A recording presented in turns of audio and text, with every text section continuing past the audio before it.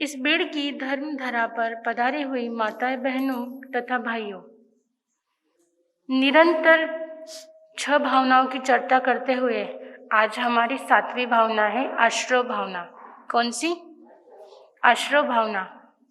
तो जैसे ही हम रोज उन भावनाओं का नाम लेते हैं कि पहले कौन सी है, तो पहले भावना है अनित्य भावना, जो हमें इस शरीर का भान कराती है कि यह शरीर क्या है, नित्य नहीं है, अनित्य है। जो आत्मा है वह नित्य है।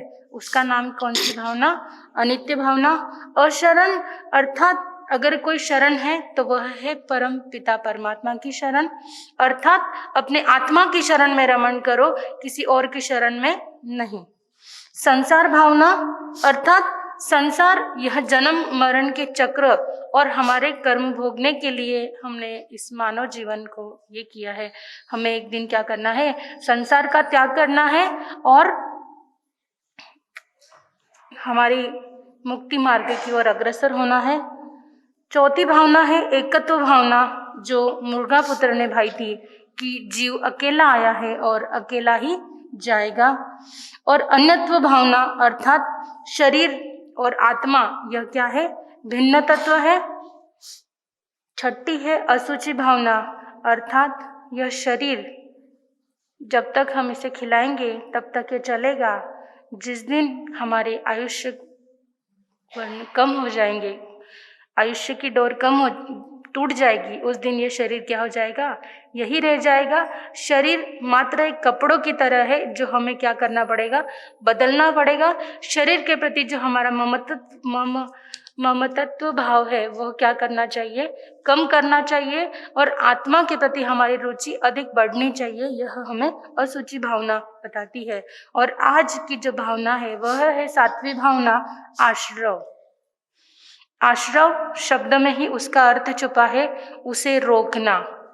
आश्रव, रुक जाओ, वही, या रुका दो। पर क्या रुका दो? आश्रव के 20 बोल बताए हैं। हमारी महिलाओं को 25 बोल, यहाँ की महिलाओं को 25 बोल, कई महिलाओं को आते हैं। 25 बोल में आश्रव के 20 बोल बताए हैं, संवर के 20 बोल और आश्रव के 20 बोल। तो 20 बोलों की चर्चा करते हुए कषाय आश्रव, अव्रत आश्रव, प्रमाद आश्रव,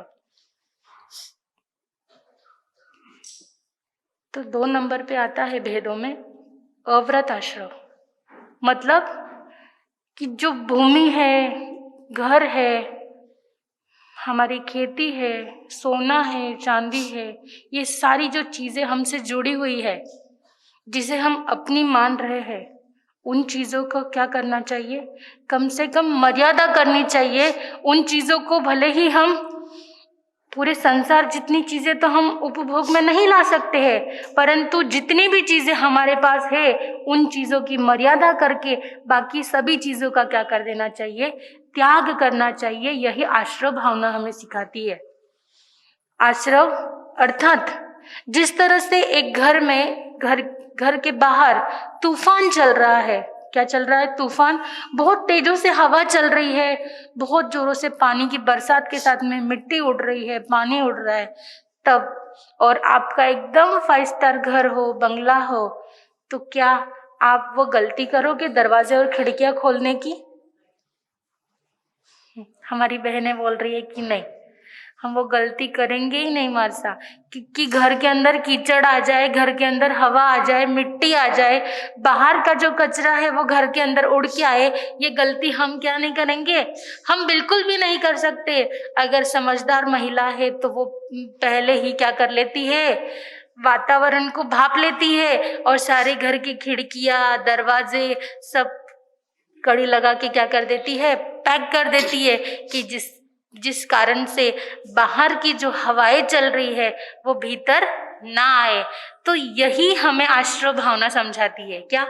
आश्रव भावना हमें यही समझाती है कि 20 प्रकार के जो बोल है, 20 प्रकार के जो भेद है, उनकी मर्यादा कर अगर हम आश्रवों को रोकने की कोशिश करें तो वो जो बाहर की जो हवाएं चल रही है, जो धूल मिट्टी चल रही है, वो घर के अंदर आएगी नहीं। तो आश्रव भावना के 20 बोल है, आप 25 बोल की पुस्तक में उसे पढ़ सकते हो, अपना सकते हो। आश्रव भावना का उदाहरण हमारे आगमों में आता है। आश्रव भावना का उदाहरण एक सेठ का पुत्र था। एक चंपा नगरी के एक सेठ का पुत्र था जिसका नाम था समुद्रपाल। क्या नाम था? समुद्रपाल। एक सेठ का पुत्र था, सेठ का नाम था पलित और उसके बेटे का नाम था समुद्रपाल। शास्त्रों में उसका वर्णन आता है कि समुद्रपाल एक बार अपनी झरोके के अंदर बैठा था, मतलब अपने घर के बालकनी में बैठा था और बाहर का जो बाजार था, दृश्य था, लोग आ रहे थे, जा रहे थे, उसे देख रहा था। आप भी आपके दुकानों के बाहर जब महाराज साहब आते हैं तब आप भी क्या करते हो? देखते हो, सोचते हो। तो उसी तरह समुद्रपाल भी अपनी झरोके में बैठकर एक आने जाने वाले यात्रिकों को देख रहा था। तभी उसकी नजर एक सैनिकों पर पड़ी। वो सैनिक क्या कर रहे थे? एक चोर को पकड़कर लेके जा रहे थे और उस चोर को पूरी तरह से हथकड़ियों से जड़ा के रखा था। पूरी तरह से जो हथकड़ियां होते हैं, लोहे की बेड़ियां, उस लोहे की बेड़ियों से उस चोर को क्या करके रखा था? पूरी तरह से जकड़ के रखा था और बड़ी ही बेरहमी से उसे ले जा रहे थे। उसने चोरी की होगी, उसने पाप किया होगा, तो उस पाप को क्या करने के लिए, सजा दिलाने के लिए सैनिक उसे ले जा रहे थे। तो उसी समय झरोके में बैठे हुए समुद्रपाल मुनि को चिंतन जगा, विचार आया कि इसने जो गलती की है, इसने जो कर्म किया है, उसके भुगतान के लिए इसे सैनिक क्या कर रहे हैं? लेकर जा रहे हैं। उसी तरह इस संसार के अंदर मैं भी रहता हूँ, मैंने भी कई कर्म किए हैं और एक ना एक दिन मुझे भी क्या करना पड़ेगा? उसका भुगतान करना पड़ेगा, उसकी सजा काटनी पड़ेगी। यह विचार करते करते समुद्रपाल मुनि को उसी समय में वैराग्य आता है। समुद्रपाल मुनिराज के पास जाके दीक्षा लेते हैं और अपने 4 जो घनघाती कर्म है उसे तोड़कर सिद्ध बुद्ध मुक्त बनते हैं। पर कहने का तात्पर्य बस इतना ही है कि जब हमें लगे कि हमारे जो कर्म है वो क्या होने वाले हैं, एक ना एक दिन हमें भोगने ही पड़ने वाले हैं, परंतु उसके पूर्व ही अगर हम उसका खुद ही अगर उसका भुगतान कर ले तो हम भुगतान कैसे करेंगे? हमारे शास्त्रों के माध्यम से हमें बताया गया है कि जो हमने पिछले जन्मों में या जन्म जन्मांतर में जो कर्म बांधे हैं उसका भुगतान अगर हमें करना है तो हम तपस्या के माध्यम से कर सकते हैं, स्वाध्याय के माध्यम से कर सकते हैं, सामयिक के माध्यम से कर सकते हैं। जिस तरह से 9 प्रकार के पुण्य है, 18 प्रकार के पाप है तो 9 प्रकार के पुण्य भी है।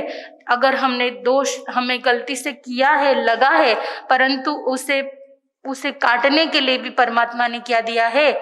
साधन दिया है, व्रत दिया है, कुछ क्या हम उन कर्मों को खपाने के लिए भी हमें परमात्मा ने क्या बताई है? दिशा बताई है।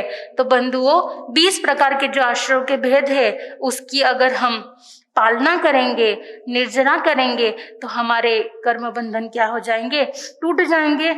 और हम आश्रव जो हमारा जो सात्विक भावना है उसका अगर हम इसी तरह पालन करेंगे तो हमारा क्या हो जाएगा? कर्म बंधन से हम मुक्त हो जाएंगे और नए कर्म हम बांधने से पूर्व क्या करेंगे? डरेंगे।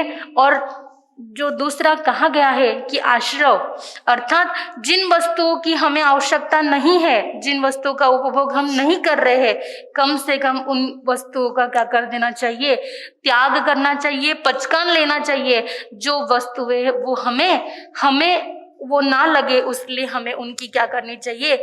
मर्यादा करनी चाहिए। किसी कवि ने कहा है, जद मोहरी बाता निकले यो जीव घणो जद पिघले हो। जद मोहरी बाता निकले यो जीव घणो जद पिघले हो। कोई धर्मरी बात बतावे मनड़ा ने स्वाद नहीं आवे हो। कोई धर्मरी बात बतावे मनड़ा ने स्वाद नहीं आवे। होई नी गर्दन ही झुक जावे ओ जीव मांदो पड़ जावे, ओ जीव गेलो बन जावे, ओ जीव भोलो बन जावे। आश्रवरी बाता ऊंडी हो जिन जीवरी आदत भूंडी, यो मंगता जो बस मांगे, यो मंगता जो बस मांगे, हो सारी लाज मर्यादा भांगे, हो कोई संवर ने समझावे, आश्रव ने दूर करावे, हो कोई संवर ने समझावे, आश्रव ने दूर करावे। होइरी गर्दन हाइरी गर्दन ही झुक जावे, यो जीव मांदो पड़ जावे, यो जीव गेलो बन जावे, यो जीव भोलो बन जावे। और आज हमारे यहाँ पे तपस्वी का बहुमान है। तो जिन लोगों का व्रत नहीं है, जो लोगों ने पचकान नहीं किए हैं, उनके लिए आख्या का नारी बाता, हो कोई उजल नहीं सब राता, आख्या का नारी बाता, हो कोई उजल नहीं सब राता, बीड़ रबाया मारा हुण जो, बीड़ रिबाया मारी हुण जो, हो मत गेली मांदी पड़ जो, आत्मा सुप्रीत लगई जो, सतचित आनंद में नहीं जो, ओ जीव सांझो बन जासी, ओ जीव साधु बन जासी, ओ जीव सिद्ध बन जासी। हो जद थाल परोस्यो आवे, हो जद थाल परोस्यो आवे, या जिबली लपका खावे, होइन माल मसाला भावे, होइन माल मसाला भावे, यो गरम नरम चटकावे, मनड़ा ने स्वाद नहीं आवे, हो कोई धर्म री बात बतावे, मनड़ा ने स्वाद नहीं आवे, हो कोई धर्म री बात बतावे, हायरी गर्दन ही झुक जावे, ओ जीव मांदो पड़ जावे, ओ जीव गेलो बन जावे, ओ जीव भोलो बन जावे। आश्रव की बातों को ख्याल करते हुए हम सभी आश्रव पर क्या करेंगे, चिंतन करेंगे। हमारी यहाँ पर भी नैया पार होगी, आगे भी होगी। बोल भगवान महावीर स्वामी की जय।